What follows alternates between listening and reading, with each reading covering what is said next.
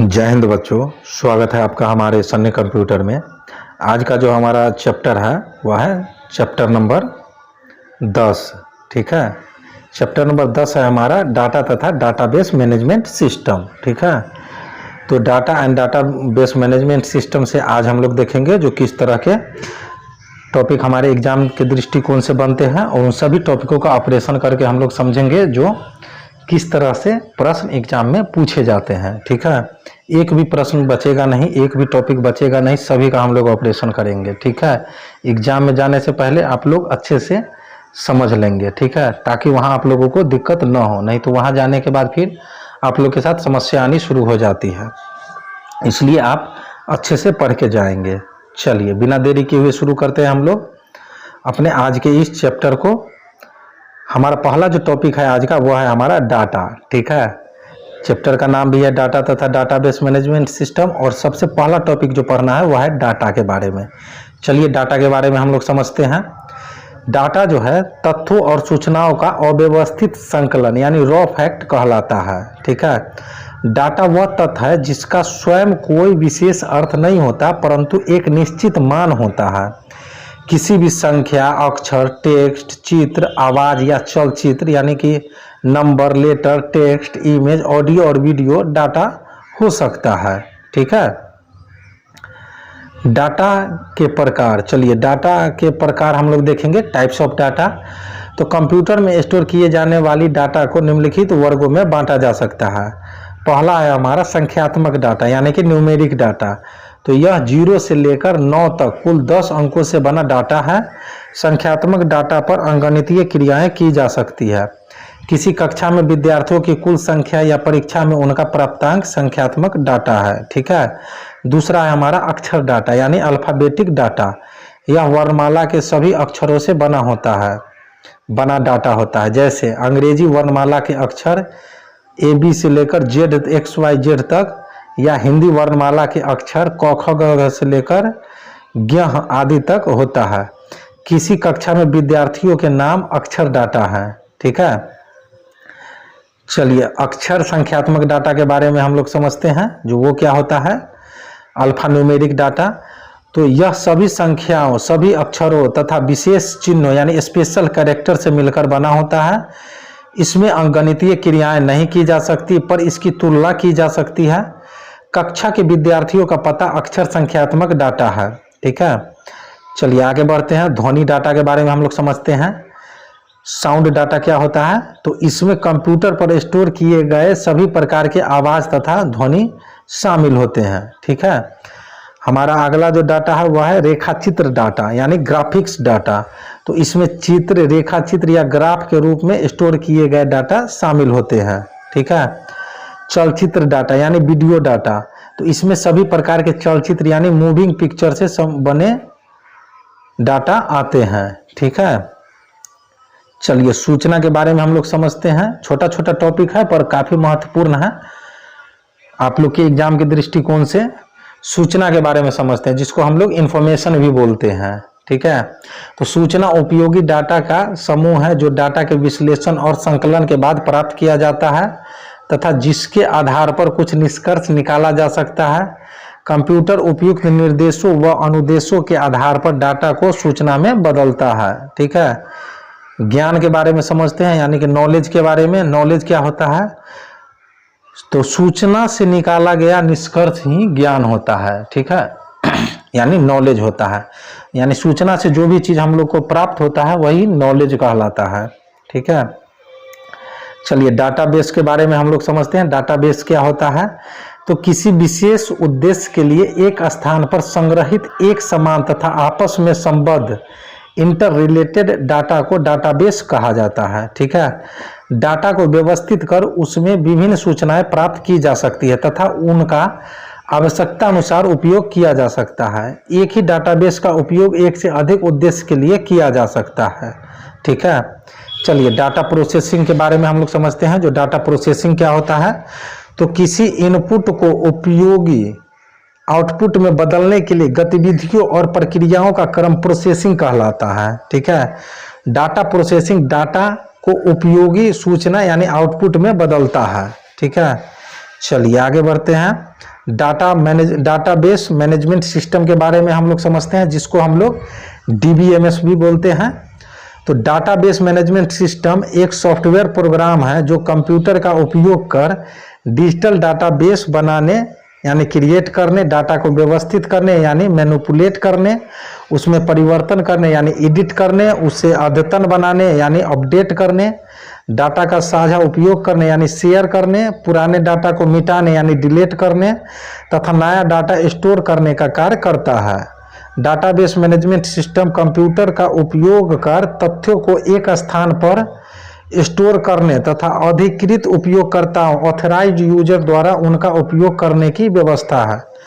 Database management system यानी DBMS अनेक अधिकृत उपयोगकर्ताओं को अलग अलग उद्देश्य के लिए डाटा व सूचना साझा यानी शेयर करने की सुविधा उपलब्ध करवाता है। ठीक है, चलिए डाटाबेस एडमिनिस्ट्रेटर के बारे में हम लोग जानते हैं, जो वो क्या होता है। तो डाटाबेस एडमिनिस्ट्रेटर वह व्यक्ति या संस्था है जो कंप्यूटर के उपयोग के लिए डाटा संकलित करने यानी कलेक्ट कर सही फील्ड में डाटा स्टोर करने, डाटा को अद्यतन यानी अपडेट रखने, अनाधिकृत व्यक्तियों यानी अनऑथराइज यूजर से डाटा को सुरक्षित रखने तथा एंड यूजर को आवश्यकता अनुसार उपयोग के लिए डाटा उपलब्ध कराने का काम करता है। डाटाबेस एडमिनिस्ट्रेटर का संपूर्ण डाटा पर नियंत्रण होता है, जो डाटा का निर्माण यानी क्रिएशन तथा संचालन यानी मैनेजमेंट करता है। ठीक है, क्या आप जानते हैं कि कंप्यूटर डाटाबेस सिस्टम में एंड यूजर वह व्यक्ति है जिसके पास कंप्यूटर का विशेष ज्ञान नहीं होता, पर वह डाटाबेस का उपयोग जरूरी सूचनाएं प्राप्त करने के लिए करता है। ठीक है, डाटा रिडंडेंसी या डाटा की पुनरावृत्ति हम लोग समझते हैं, वो क्या होता है। तो यदि एक ही डाटा को एक से अधिक स्थानों पर स्टोर किया जाता है तो इसे डाटा रिडंडेंसी कहा जाता है। इससे डाटा की पुनरावृत्ति यानी डुप्लीकेशन होती है, डाटा की में विसंगति यानी इनकॉन्सिस्टेंसी होने की संभावना रहती है तथा स्टोरेज क्षमता की बर्बादी होती है। ठीक है, चलिए यदि किसी कंपनी ने डाटाबेस में कर्मचारी का वेतनमान उसके बायोडाटा तथा पैरोल दोनों में स्टोर किया गया है तो इसे डाटा रिडंडेंसी कहा जाएगा। डाटाबेस में सभी डाटा एक ही स्थान पर स्टोर किया जाता है, इससे डाटा रिडंडेंसी न्यूनतम होती है। ठीक है, डाटा इनकंसिस्टेंसी या विसंगति के बारे में हम लोग समझते हैं, जो वो क्या होता है। तो डाटा में अलग अलग स्थानों पर किसी एक ही तत्व का अलग अलग मान होना डाटा इनकंसिस्टेंसी कहलाता है। इससे एक ही विषय पर दो अलग अलग परिणाम प्राप्त हो सकते हैं। ठीक है, यदि किसी कंपनी के डाटाबेस में कर्मचारियों का वेतनमान दो स्थानों पर स्टोर किया गया है तो इसमें कोई परिवर्तन होने पर इसे दोनों स्थानों पर परिवर्तित किया जाना चाहिए। ऐसा नहीं होने पर एक ही डाटा के दो अलग अलग मान प्रदर्शित होंगे।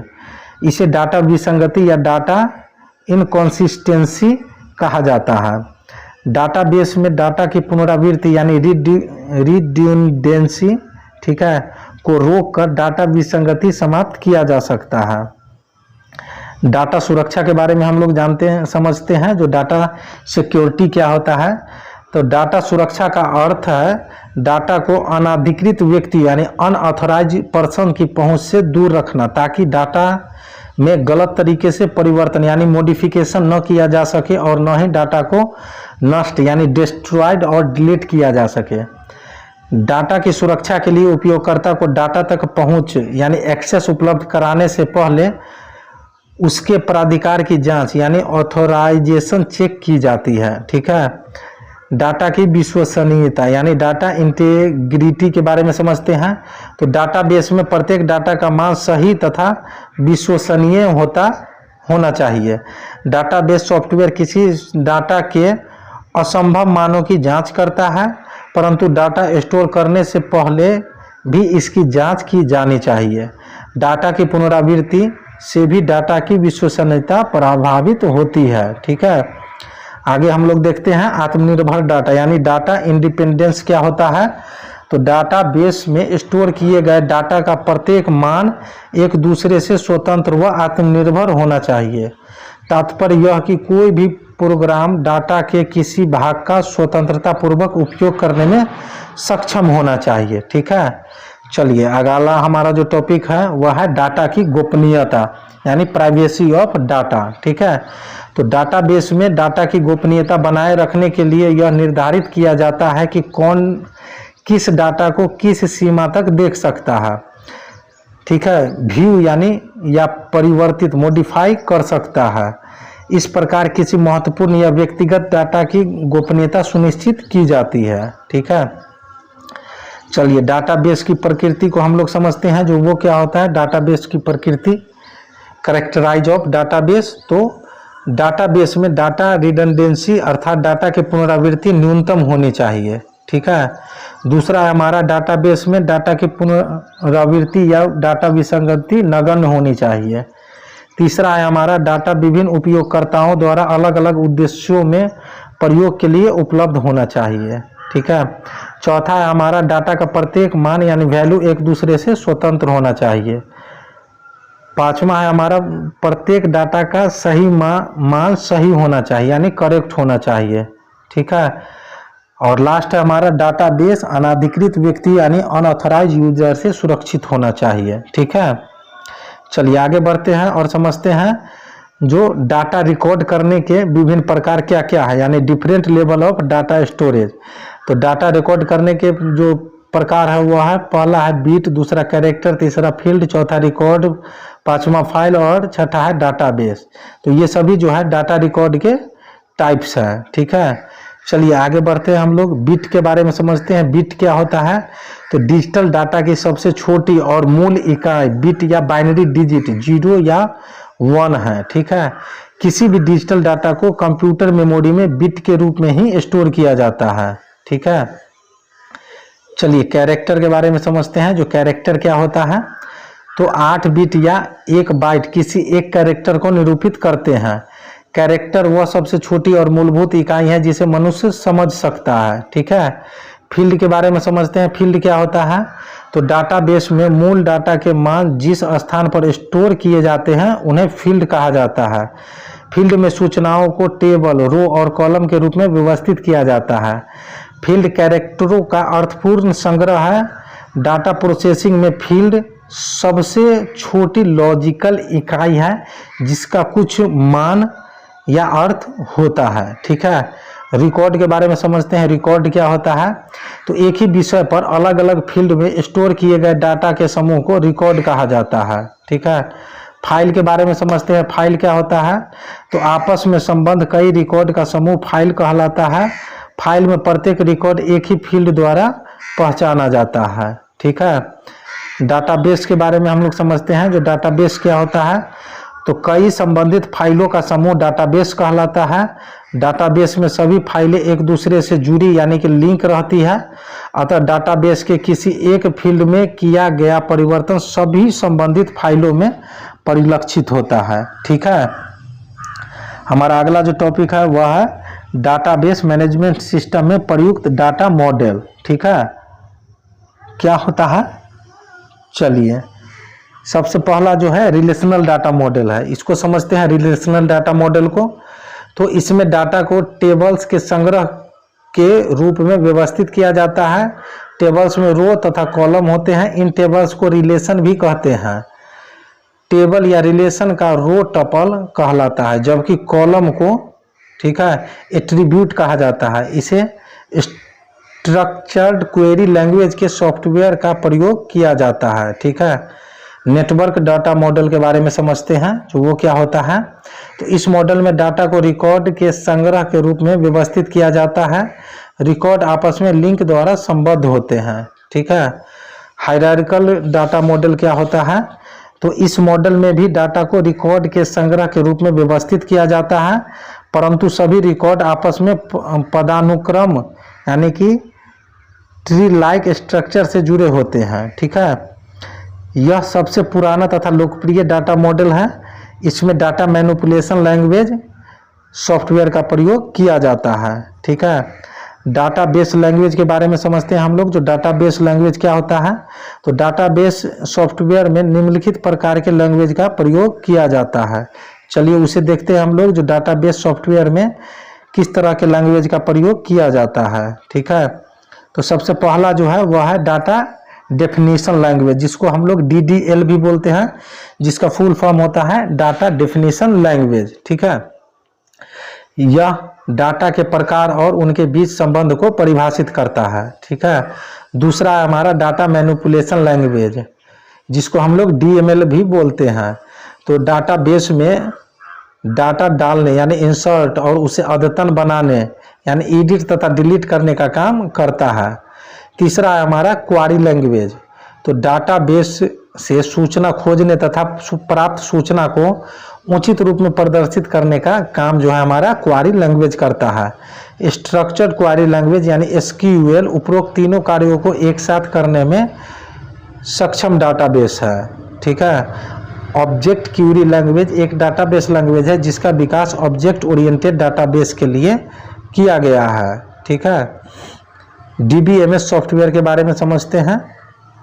ठीक है, जिसमें ओरेकल डाटाबेस सॉफ्टवेयर है, माइक्रोसॉफ्ट SQL सर्वर है और माइक्रोसॉफ्ट एक्सेस है। ठीक है, आगे हम लोग जानते हैं जो DBMS शब्दावलियाँ क्या है उसको समझते हैं। चलिए, तो DBMS शब्दावलियाँ में पहला जो हमारा वह है रिलेशन।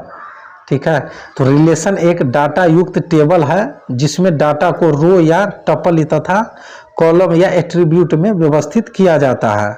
दूसरा है हमारा टपल, टेबल या रिलेशन का रो टपल कहलाता है। तीसरा है हमारा एट्रीब्यूट, टेबल या रिलेशन का कॉलम एट्रीब्यूट कहलाता है।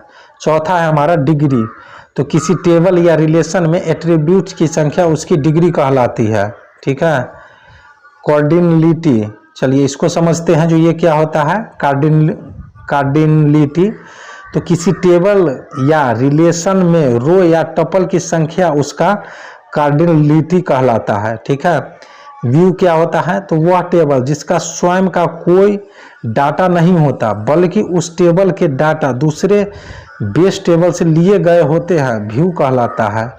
इस प्रकार व्यू एक आभासी टेबल यानी वर्चुअल टेबल है। व्यू उपयोगकर्ता के लिए किसी सूचना तक सीमित पहुंच यानी एक्सेस प्रदान करने का एक उपयोगी तरीका है। ठीक है, प्राइमरी की के बारे में समझते हैं। तो किसी डाटाबेस में प्रत्येक रिकॉर्ड या रो का एक विशेष यूनिक पहचान होता है जिसे प्राइमरी की कहा जाता है। ठीक है, सेकेंडरी की के बारे में समझते हैं। जो सेकेंडरी की क्या होता है, तो डाटाबेस में किसी फील्ड की पहचान के लिए एक से अधिक प्राइमरी की हो सकते हैं, लेकिन उस फील्ड तक पहुंचने के लिए किसी एक ही प्राइमरी की का चयन किया जाता है।